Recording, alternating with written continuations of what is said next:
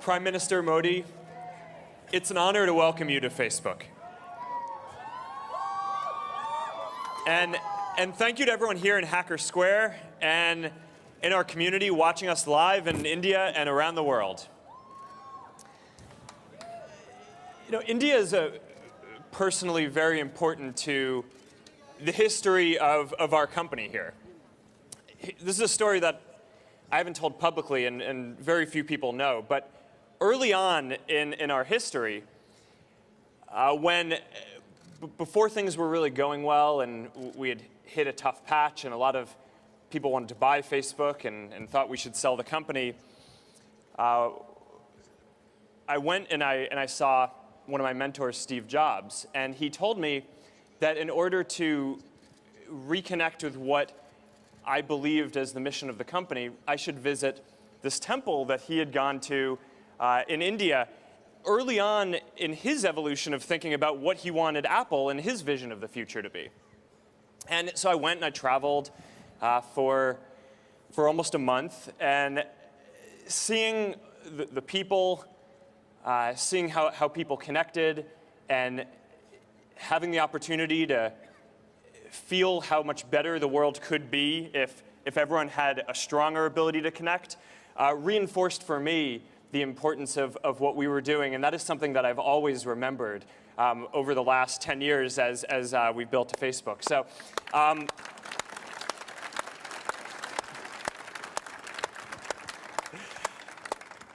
you know, we had a great conversation last year in Delhi. And I'm looking forward to having a conversation with you and our entire community about how you see the future of India and the world. And when I think about the future, I'm personally excited about India for a number of reasons.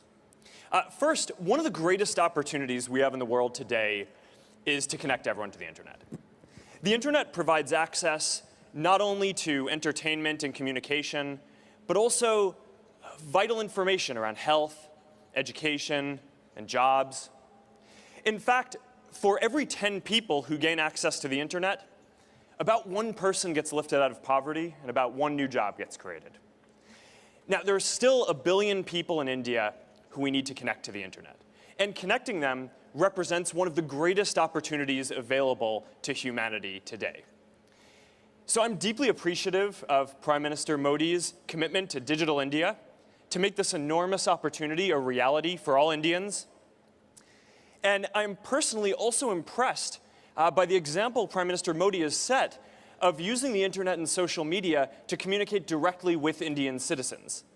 Whether spreading messages of peace or campaigning for women's rights or children's development or Digital India, it's fitting that the leader of the world's largest democracy is also setting the example for all world leaders for how they should connect with their citizens in the future. When everyone can make their voices heard online, that's when we can have meaningful conversations about the future. And that's how society can come together and achieve these shared goals. So, you know, the last time that a Prime Minister of India visited California was in 1982. And a lot has changed since then. Today, India is a global leader. Indian businesses and culture are transforming people's lives around the world. And for India to keep making progress, India needs to be a leader online. And Prime Minister Modi, you are an example of what that looks like. So I'm excited to hear today about how you see these goals and why the world should be optimistic about the future of India. Thank you and welcome to Facebook. Thank you. Thank you.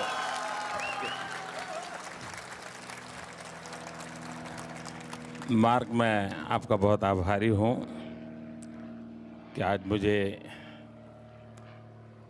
Facebook के headquarter पे आकर के दुनिया जिसके साथ जुड़ी है उनके साथ मुझे आज रूबरू में जुड़ने का अवसर मिला है।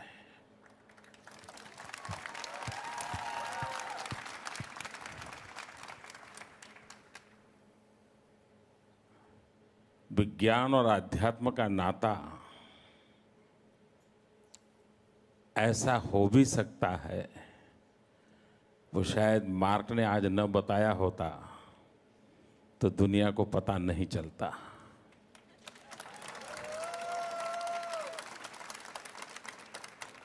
अमेरिका से एक नौजवान कुछ करने के सपने देखता है,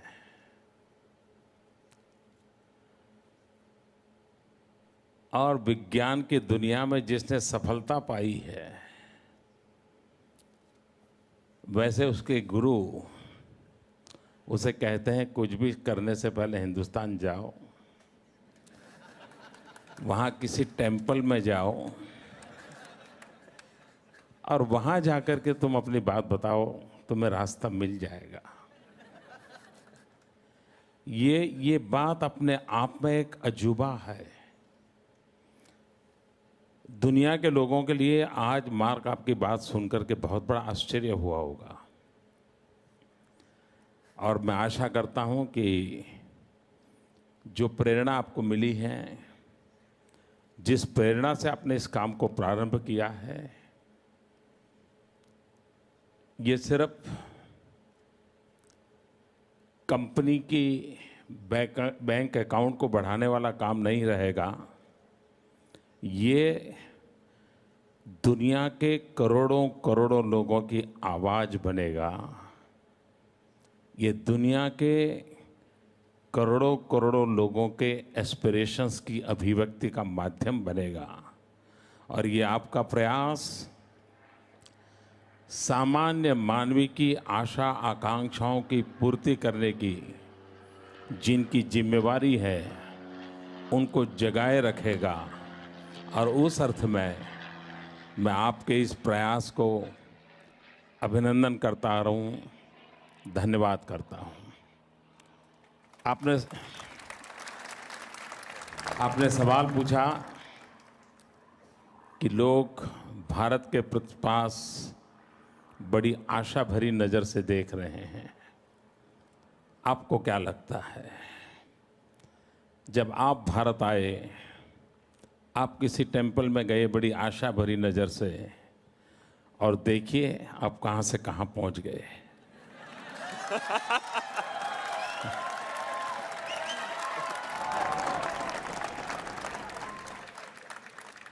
आपका अनुभव कहता है कि जो भारत से आशा अपेक्षाएं हैं,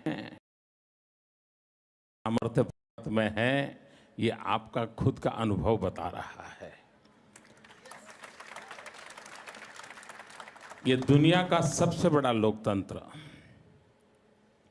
अगर आर्थिक नजरिए से देखा जाए, चाहे वर्ल्ड बैंक हो, IMF हो, दुनिया की सारी रेटिंग एजेंसीज हो, एक स्वर से सब लोग कह रहे हैं कि आज विश्व के बड़े देशों की फास्टेस्ट ग्रोइंग इकोनॉमी अगर कोई है तो वो है भारत।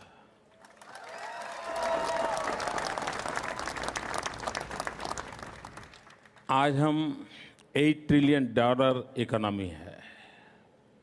मेरा ड्रीम है 20 ट्रिलियन डॉलर इकोनॉमी में कन्वर्ट करने का।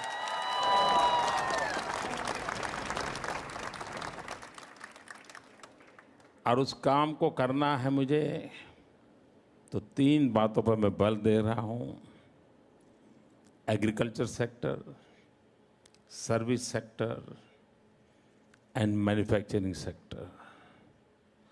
आप वो लोग दुनिया से जुड़े हुए हैं जिनका सबसे बड़ा कंट्रीब्यूशन सर्विस सेक्टर में है, और मैं सर्विस सेक्टर की ताकत बहुत बड़ी देख रहा हूं। अकेला अगर टूरिज्म ले ले, मैं अकेला टूरिज्म, भारत के पास टूरिज्म के क्षेत्र में इतनी संभावनाएं पड़ी हैं, जॉब क्रिएशन के लिए इतनी संभावनाएं पड़ी हैं, और आज की टेक्नोलॉजी ने विश्व को इतना निकट ला करके रख दिया है, इतने अपनेपन को पैदा कर दिया है। और टूरिज्म अगर बढ़ता है तो सर्विस सेक्टर को, जॉब क्रिएशन को, यानी क्वालिटी ऑफ लाइफ में चेंज लाने में एक बहुत बड़ी ताकत बनती है। और उस अर्थ में मैं देखता हूं कि पिछले साल सवा साल में भारत के प्रति जो नजरिया बदला है, आज कहीं पर भी किसी भारतीय को किसी विदेशी व्यक्ति से मिलने का अवसर मिलता है तो वो बड़ी गर्व के भाव से देखता है। इतने कम समय में ये परसेप्शन बदल जाना, ये उस विश्वास की नींव के कारण होता है। अगर 15 महीने में सबसे बड़ा काम हमारी सरकार ने किया है तो वो खोए हुए विश्वास को हमने वापस लाया है, एक कॉन्फिडेंस लेवल को लाए हैं। और मैं मानता हूं वही चीजों को बदलाव करते हैं। आईसीयू में पड़ा हुआ पेशेंट भी जब उसको विश्वास हो जाता है कि हाँ मेरे डॉक्टर आ गए, अब मैं ठीक हो जाऊंगा, आईसीयू वाला पेशेंट भी बाहर आ जाता है।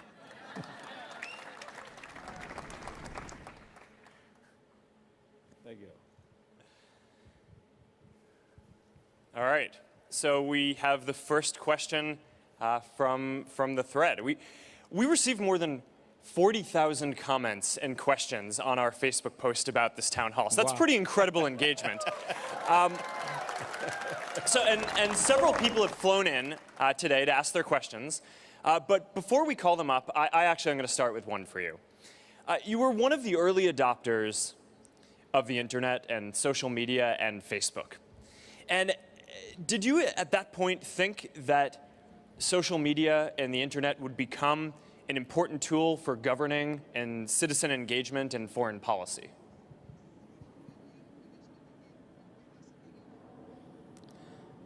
जब मैंने सोशल मीडिया को अपनाया तब मुझे ही मालूम नहीं था कि मैं कभी मुख्यमंत्री बनूंगा, कभी प्रधानमंत्री बनूंगा। तो मैंने ये तो सोचा नहीं था कि सोशल मीडिया का मुझे गवर्नेंस में भी काम आ सकता है। मैं जब सोशल मीडिया से जुड़ा तो एक टेक्नोलॉजी के प्रति मेरी क्यूरियोसिटी रहती थी। मैंने देखा कि मैं किताबों के द्वारा दुनिया को समझने की जो कोशिश कर रहा हूँ, लेकिन मनुष्य का स्वभाव है कि टेक्स्ट बुक के बजाय अगर गाइड मिल जाए तो ज़्यादा अच्छा लगता है।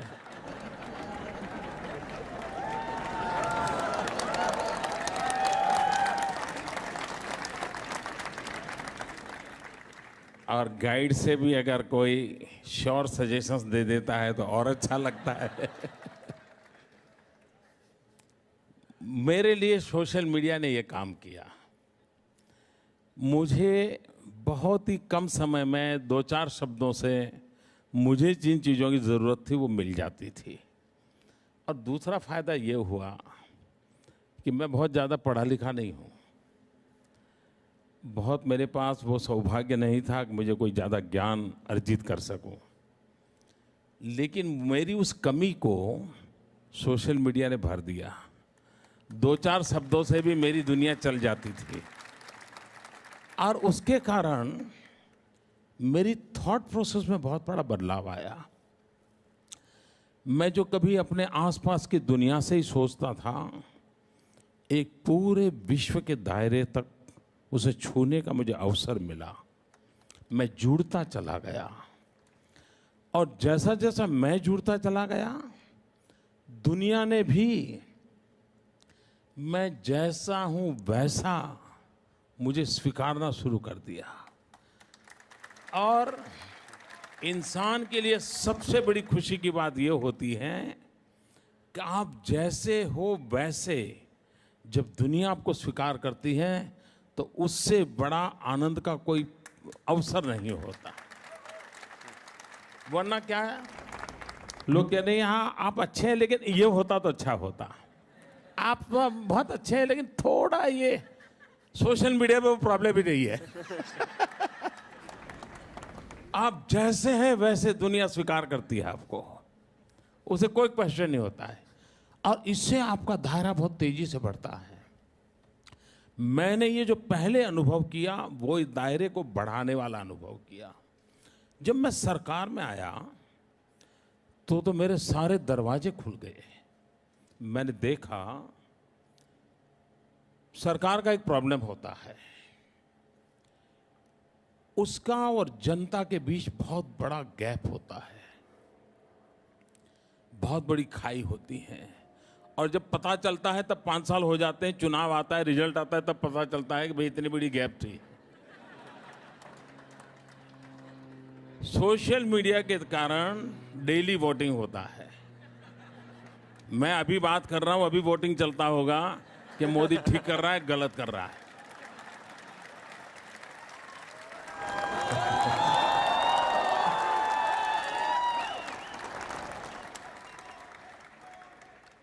आज सोशल मीडिया की ताकत है कि किसी भी सरकार को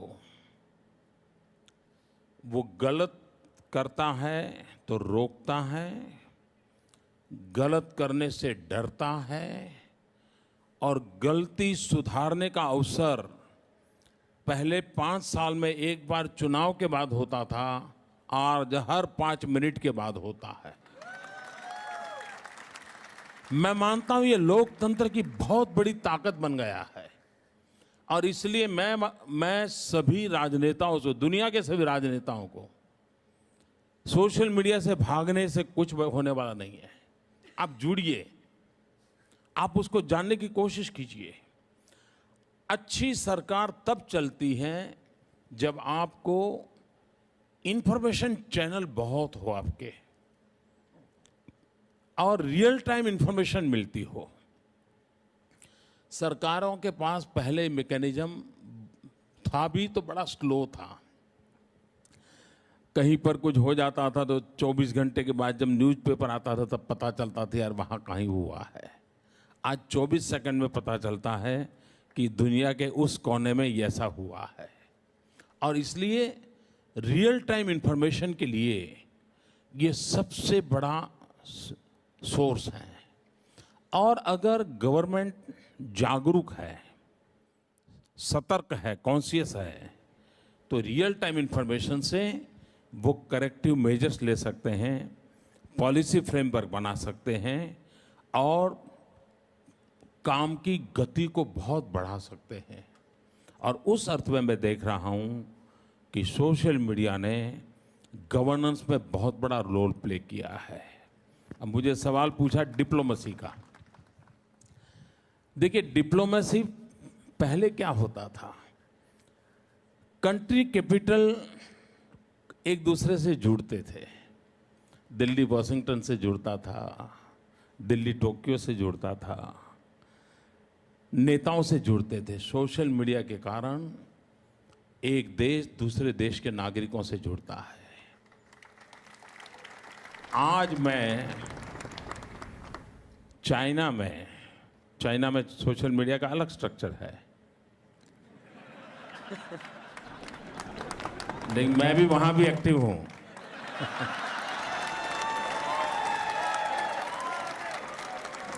और मैं वहां चाइनीज लैंग्वेज में कम्युनिकेट करता हूं।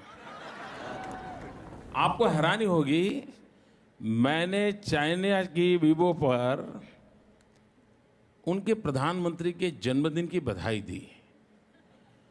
चाइना के नागरिकों के लिए उनके प्रधानमंत्री का जन्मदिन एक न्यूज़ थे, और वो इतना वायरल हुआ था, पूरे चाइना में इतना वायरल हुआ था। अब ये डिप्लोमेसी का रूप कहां किसी ने कभी सोचा था? कभी नहीं सोचा था। मैंने इजराइल के प्राइम मिनिस्टर को, उनका एक फेस्टिवल होता है, उस फेस्टिवल पे हिब्रू भाषा में शुभकामनाएं दी। वो वायरल हो गई। लेकिन सबसे बड़ी मजा तब आई जब उन्होंने मुझे इसका जवाब थैंक्स हिंदी में भेजा। अब देखिए, ये डिप्लोमेसी का नया रूप है जो सीधा जनता से जोड़ता है। और शायद विश्व एक परिवार है, ये फॉर्मेशन में ये सोशल मीडिया एक कैटलिक एजेंट के रूप में बहुत बड़ी नई भूमिका अदा कर रहा है।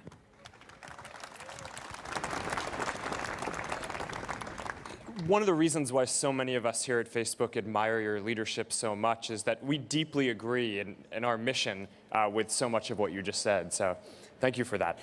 Our next question is from Veer Kashyap. Veer, why don't you tell us where you're from? Sure. Morning, Prime Minister Modi and Mark. Thanks for having us here. I live in Bangalore right now, and I moved to India 8 years ago, and co-founded babajob.com because I saw a great promise to be able to impact India's digital revolution and enable millions of people throughout the country to get better jobs using the internet. I always felt like, much like governments in the past have had to invest in physical infrastructure, like building roads and railroads, in this day and age, I feel like governments, one of the main roles they should be playing is to invest in the digital infrastructure, which will allow its citizens to get connected and be able to be productive citizens of the global society. So, Prime Minister, my question to you is, what investments is your government going to make to enable, the next 800 to 1 billion people in India to get connected?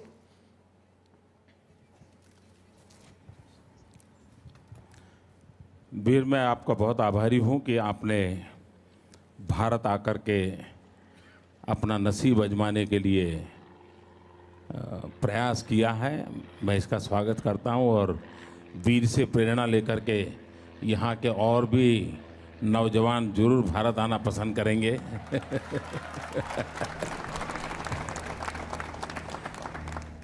ये बात सही है कि भारत ने दो बातों पर equally बल देना पड़ेगा। एक फिजिकल इंफ्रास्ट्रक्चर, जिसको हम नकार नहीं सकते क्योंकि मेरे देश की वो रिक्वायरमेंट है, और दूसरा डिजिटल इंफ्रास्ट्रक्चर, क्योंकि मैं पहले ये काम करूं, फिर दूसरा करूं, फिर तीसरा करूं, तो वक्त चला जाएगा। तो मुझे साइमल्टेनियस सारे चीज करने पड़ेंगे। और ये मेरा कन्विक्शन है कि आज के 21वीं सदी में जितना महत्व हाईवेज का है, उतना ही महत्व आईवेज का है। हाईवे भी चाहिए, इंफॉर्मेशन वेज भी चाहिए। भारत में 600,000 विलेजेज हैं। ये नंबर ही इतना बड़ा है कि लोगों को वहीं से डर लग जाता है। और करीब 2.5 लाख पंचायतें हैं। मेरी कोशिश है कि नेक्स्ट 5 ईयर में इन सभी गांवों को ऑप्टिकल फाइबर नेटवर्क से जोड़ दूं। जो लोग भारत से परिचित हैं, और दुनिया में भी आप देखोगे तो मानव संस्कृति का जो विकास हुआ है, पहले लोग वहां बसते थे जहां नदी हुआ करती थी। जहां नदी हुई उसके बगल में शहर बसते थे। वक्त बदल गया, जहां से हाईवेज गुजरते थे शहर वहां बसने लग गए। आने वाले दिनों में जहां से ऑप्टिकल फाइबर नेटवर्क गुजरेगा वहां पर शहर बसने वाले हैं।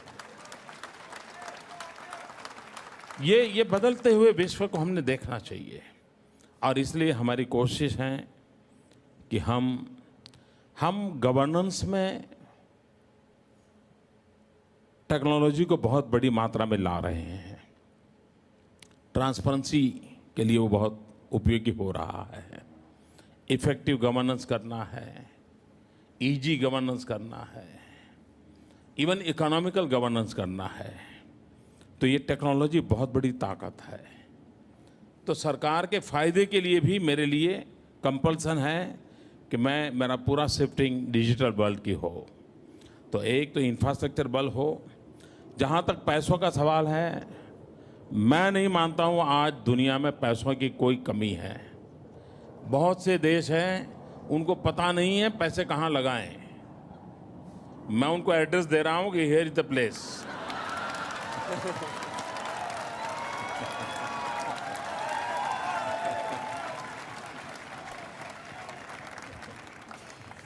All right. Our next question is from T.S. Karana, who actually works here at Facebook. So T.S., where are you from? Well, I was born in India, but we immigrated to the U.S. in 1971, and I learned my English on the streets of Kentucky. Prime Minister, welcome to campus, and Mark, thank you for hosting us on this fine early Sunday morning. My question for the Prime Minister is, do you think it's become easier in the last 15 months to do business in India or not? You introduced a program called Make in India to cut red tape, but there is a perception that the pace of reform is slow. Do you think that Make in India will ultimately be successful?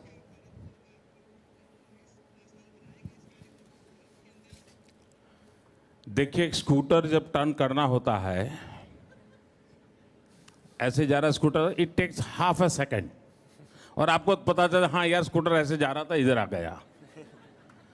लेकिन अगर 40 डिब्बे वाली train को मुझे इधर से इधर लाना है तो काफ़ी देर लगती है। हाँ यार इधर गया, फिर आया, अभी तो आया नहीं, आया नहीं, आया नहीं, आया नहीं।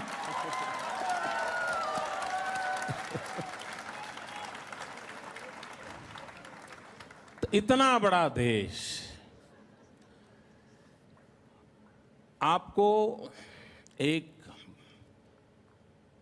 बदलाव निरंतर होते हैं, बहुत सारे होते हैं, अब जब उसका क्यूमुलेटिव इफेक्ट कुछ समय के बाद ध्यान आता है तब लगता है कैसे से कैसे हो गया। अब आप देखिए, भारत में 40 साल पहले बैंकों का राष्ट्रीयकरण हुआ। इस मकसद से हुआ कि बैंक गरीबों के काम आनी चाहिए। लेकिन 40 साल में 60% पॉपुलेशन उसका बैंक अकाउंट नहीं था। अब काम हो रहा है कि नहीं हो रहा, उसका हिसाब कैसे लगाओगे? 40 साल में 180 मिलियन लोग बैंक का अकाउंट नहीं था। ये सरकार आई 100 डेज में, 100 डेज 180 मिलियन।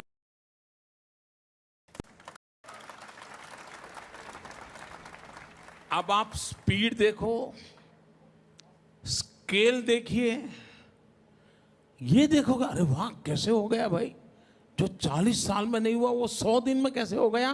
तो ये बदलाव की स्पीड है, बदलाव की स्पीड है। जिस प्रकार से अभी मैंने एक अभियान चलाया और वर्ल्ड बैंक ने इनिशिएटिव लिया, ease of doing business. Ease of doing business के रेटिंग में भारत दुनिया में 140 नंबर पे खड़ा है। और जो रिपोर्ट देख करके सोचेगा वो कभी भारत में आने के लिए नहीं सोचेगा। स्वाभाविक है, क्योंकि कंपनी का जब बोर्ड बैठता है तो कागज लेके बैठता है, वो कोई देखने के लिए थोड़ा आता है। जैसे फेसबुक वाले टेंपल में आ गए वो तो अपना बोर्ड देखते हैं। अब ये आज मार्क की बात सुनकर के लोग सोचेंगे यार कागज से नहीं, पहले एक बार जाकर के देख ले। लेकिन हमने तय किया कि हमें ईज ऑफ डूइंग बिजनेस करना है। मैंने सभी स्टेट को ऑन बोर्ड दिया। We are a federal government, और ज़्यादातर हमारे यहाँ स्टेट के पास सबसे ज़्यादा पावर है। उनको बुलाया, ईज ऑफ डूइंग बिजनेस के लिए क्या क्या रुकावटें हैं उसका एक लिस्टिंग किया, और अभी वर्ल्ड बैंक ने रेटिंग किया। मैं हैरान था, मैं खुद हैरान था। सभी राज्यों के बीच ईज ऑफ डूइंग बिजनेस का एक अनप्रेसिडेंटेड कंपटीशन शुरू हुआ है।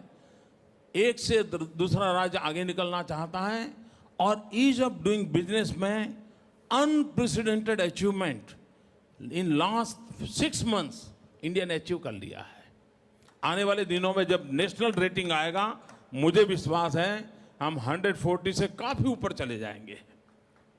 कहने का तात्पर्य है कि संभावना। दूसरा, मेक इन इंडिया की सफलता का रहस्य क्या है? दुनिया का कोई भी व्यक्ति अपनी कंपनी बंद करना नहीं चाहता है। कॉम्पिटिटिव वर्ल्ड में वो खड़ा होना चाहता है। अगर फेसबुक के हेडक्वार्टर को मान लीजिए 10 मिलियन पगार देना पड़ता है लोगों को हर महीना, और वही काम भारत में 1 मिलियन पगार से होता है, तो आएगा कि नहीं आएगा? आएगा कि नहीं आएगा? तो low cost manufacturing, effective governance, skilled man power, raw material and the biggest market in India, ये सारी संभावनाएं ऐसी हैं कि जो मेक इन इंडिया के लिए, दुनिया के किसी भी मैन्युफैक्चर के लिए ये स्वर्ग भूमि है। और उस अर्थ में मैं देखता हूं कि मेक इन इंडिया के लिए बहुत बहुत संभावनाएं पड़ी हुई हैं और सफलता की ओर। आपने देखा होगा पिछले 15 महीने में अकेले अमेरिका से फॉरेन डायरेक्ट इन्वेस्टमेंट में 87% ग्रोथ है। 87%, वन कैन इमेजिन। FII में बहुत तेजी से ग्रोथ हो रहा है और एवरेज हमारे देश का फॉरेन डायरेक्ट इन्वेस्टमेंट का ग्रोथ 40% हो गया है, जो कि आज दुनिया में जो रिसेशन है, दुनिया के और में 16% माइनस है, वरज इंडिया 40% प्लस है। ये बताता है कि मेक इन इंडिया की सफलताएं इसके साथ जुड़ी हुई है और मैं देख रहा हूं कि मेक इन इंडिया सफल होगा। दूसरी बात है, भारत के पास इन दिनों जो सुविधा है उसकी कंपैरिजन में दुनिया के किसी के पास नहीं है। हमारे पास 3D है और 3D हमारी यूनिक स्ट्रेंथ है। स्ट्रेंथ ऐसा नहीं, it's a unique strength. Demographic dividend, democracy and demand. 800 million population below 35 है। जो जवान देश हो, वाइब्रेंट डेमोक्रेसी हो, वाइब्रेंट जुडिशरी हो, वाइब्रेंट मीडिया हो, लाइक माइंडेड कंट्रीज के लिए ये बहुत बड़ी अपॉर्चुनिटी होती है democracy. And demand 1.25 billion people, कितनी बड़ी डिमांड है। और उसमें मैंने आकर के एक नया डी जोड़ दिया है, डी रेगुलराइजेशन। मैं सारे सरकारी कब्जों से भी हटा रहा हूं, मैं सरकार को छोटी कर रहा हूं। और मेरी फिलॉसफी है, गवर्नमेंट है no business to be there in business. ये हमारा काम नहीं है होटल चलाना, लोग चलाएं और अच्छे तरह से चलाएं। और ये चीजें हैं जिसके कारण मैं देख रहा हूं कि मिस्टर खुराना बहुत संभावना है। Thank you. All right, our next question is from Dr. Ranjana Kumari, who has, I think, just flown in from Delhi. Doctor, will you tell us where you're from and your question? जी हाँ, मैं भारत में दिल्ली में महिला सशक्तिकरण के लिए centre for social research 30 सालों से काम कर रही है। उसकी मैं निदेशिका हूँ और अक्सर तमाम सवालों पर भारत में काम कर रही हूँ। मेरा सवाल आपसे है मोदी जी, दुनिया में भारतीय महिलाओं को लेकर काफ़ी कुछ कहा सुना गया है पिछले समय में, जिसकी वजह से सब लोग जानना चाहते हैं कि आपका महिलाओं के सशक्तिकरण, महिलाओं और बच्चियों, लड़कियों के सशक्तिकरण के लिए क्या योजना है, और ख़ास तौर से प्रोग्रेसिव इंडिया जो भारत के विकास की जो हमारी इच्छा है, उसमें महिलाओं की बराबरी के लिए आपका क्या सोच है? दो पहलू हैं। मैं एक उन पहलुओं को और ले जाऊंगा जो कई लोग पसंद नहीं करते हैं, लेकिन जब मार्क ने टेम्पल की बात कह दी है तो मेरा मन करता है मैं भी ऐसा कुछ बता दूं। दुनिया में भगवान की कल्पना सभी समाजों में है, ईश्वर की कल्पना हर किसी समाज में है, लेकिन हर किसी समाज में भगवान पुरुष ही है। हर समाज में अकेला हिंदुस्तान है जहां स्त्री भगवान की कल्पना की गई है। दुर्गा, सरस्वती, अंबा, काली, यानी मूलभूत हमारे चिंतन का जो अधिष्ठान है उसमें नारी के इस रूप की कल्पना की गई है। ये बात सही है कि हजारों साल से चलते चलते कभी उसमें डाइवर्जन आते हैं, डिटोरिएशन आते हैं, उस बदलती हुए समाज की एक तासीर रहती है। जहाँ तक सरकार का सवाल है, भारत को अगर अपने आर्थिक विकास के लक्ष्य प्राप्त करने हैं तो 50% पॉपुलेशन को घर के अंदर बंद रख करके नहीं हो सकते हैं। इस 50% नारी शक्ति वो भारत की विकास यात्रा में कंधे से कंधा मिलाकर के 100% पार्टनरशिप होनी चाहिए। सरकार की नीतियां प्रोएक्टिव होनी चाहिए और उस दिशा में हम प्रयास कर रहे हैं। आज हिंदुस्तान में एजुकेशन ले लीजिए, हेल्थ ले लीजिए, तो वहाँ स्थिति ऐसी है कि मेल के लिए रिजर्वेशन करना पड़ेगा। अगर आप आज एजुकेशन फील्ड की मीटिंग करें, 1000 लोगों को बुलाएं, तो 800 महिलाएं होती हैं, 200 ही पुरुष होते हैं। इतनी बड़ी मात्रा में पूरी एजुकेशन एक्टिविटी आज हिंदुस्तान में महिलाओं के हाथ में है। हेल्थ सेक्टर, आज अगर आप हेल्थ सेक्टर की कोई कॉन्फ्रेंस कर लीजिए, आपको बहुत बड़ी मात्रा में हेल्थ सेक्टर में, खास करके नर्सिंग में, पैरामेडिकल स्टाफ में पूरा कंट्रोल महिलाओं ने लिया है। पिछले दिनों हमने एक निर्णय किया, पुलिस डिपार्टमेंट में जो यूनियन टेरिटरीज है, जो कि भारत सरकार निर्णय करती है, वहाँ 30% reservation for the women police हमने डिसाइड किया। भारत आज भी दुनिया के कई देश हैं, आज भी दुनिया के कई देश हैं जहाँ किसी महिला को चुनाव जीतना आज भी मुश्किल है। बहुत ही पढ़े लिखे देशों में भी भारत में इलेक्टोरल प्रोसेस में अनेक राज्य ऐसे हैं कि जहां लोकल सेल्फ गवर्नमेंट में 50% विमेन रिजर्वेशन है। अगर 100 लोगों का बॉडी है तो कंपलसरी 50 महिलाएं होगी। ये छोटा निर्णय नहीं है। और पार्लियामेंट, असेंबली में भी उसके लिए बहस चल रही है कि वहाँ भी महिलाओं को, ताकि डिसीजन मेकिंग प्रोसेस में उनकी भागीदारी हो। और मैं मानता हूँ कि विमेन एम्पावरमेंट में एक बात हमको अचीव करनी होगी कि डिसीजन मेकिंग प्रोसेस में विमेन का हिस्सा होना चाहिए। सिर्फ वो मकान बनाते हैं तो अब दीवार का कलर कैसा हो, यहाँ तक उसका सीमित रोल नहीं होना चाहिए। मकान कैसा बने तब तक का उसका इन्वॉल्वमेंट होना चाहिए। परिवार में भी एम्पावरमेंट होना चाहिए। और इस दिशा में अब जैसे हमने एक अभियान चलाया, बेटी बचाओ बेटी पढ़ाओ। मैं जब गुजरात में था मुख्यमंत्री, जून महीने में 45 डिग्री टेम्परेचर गुजरात में होता है।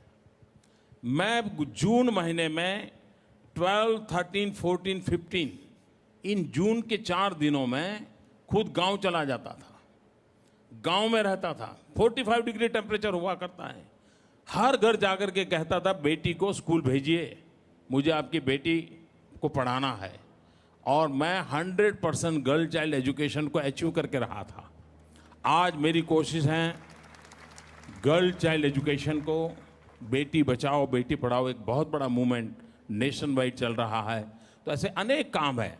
हम हर, जैसे सरकार की कोई स्कीम है, सरकार की स्कीम में अगर हम गरीबों को मकान देते हैं तो मेरे यहाँ कंपलसरी है वो मकान सबसे पहले मालिक का नाम महिला का होगा, सेकंड नेम उस घर के पुरुष का होगा।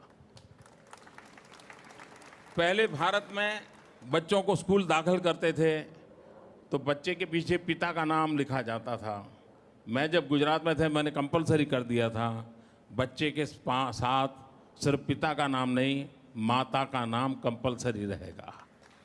आपको समाज जीवन की जो पुरानी सोच है उसको बदलना होगा, और एक के बाद एक, चाहे सामाजिक स्तर हो, आर्थिक स्तर हो, सरकार की व्यवस्था का स्तर हो, इन सारे विषयों में इसको जोड़ा जा रहा है, और मैं मानता हूं उसके कारण बहुत बड़ा बदलाव आ रहा है।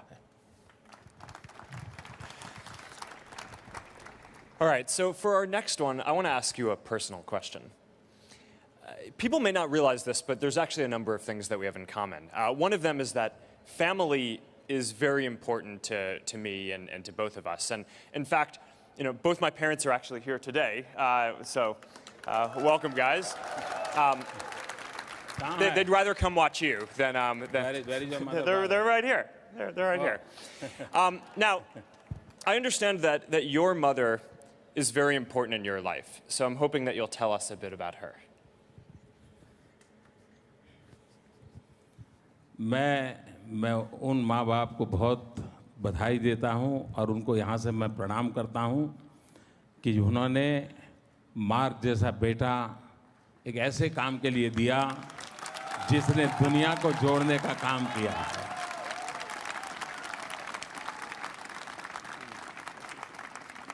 I request, will you please stand up? Would like to see you.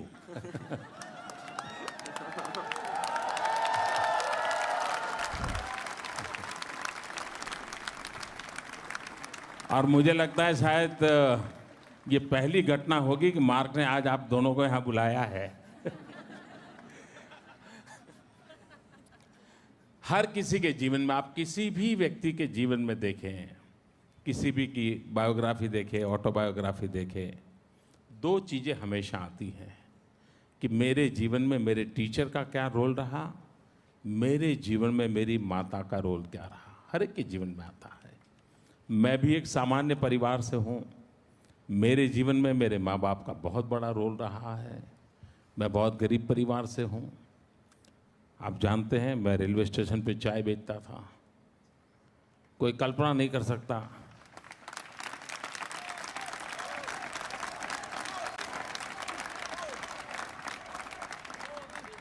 कि दुनिया की इतनी बड़ी डेमोक्रेसी ने एक चाय बेचने वाले को अपना नेता मान लिया।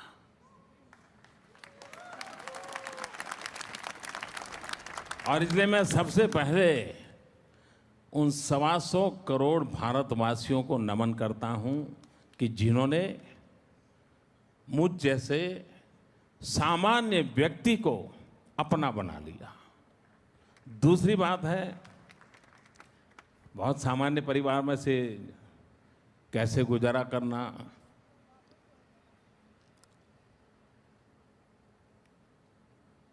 हमारे पिताजी तो रहे नहीं है।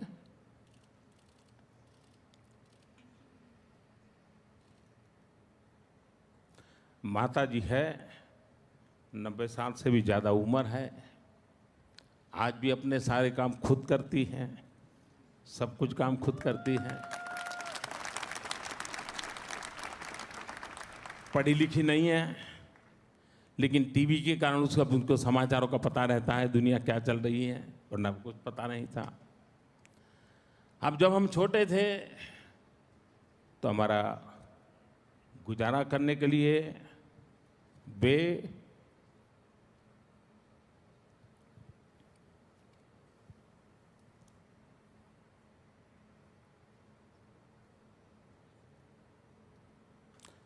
अड़ोस पड़ोस के घरों में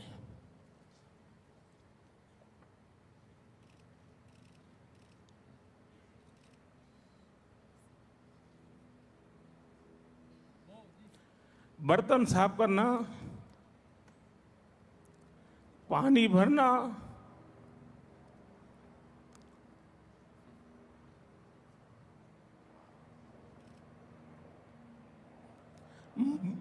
मजदूरी करना,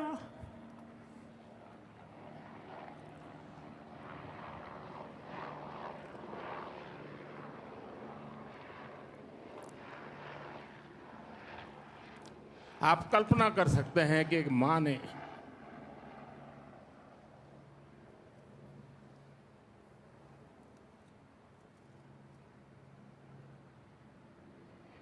अपने बच्चों को बड़ा करने के लिए कितना कष्ट उठाया होगा। और ये सिर्फ नरेंद्र मोदी के केस में नहीं है, भारत में ऐसी लाखों माताएं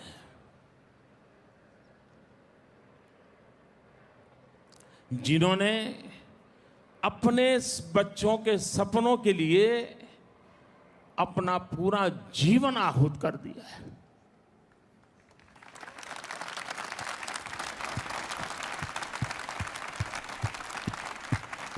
और इसलिए मैं सभी माताओं को शत शत वंदन करता हूं और उनकी प्रेरणा, उनके आशीर्वाद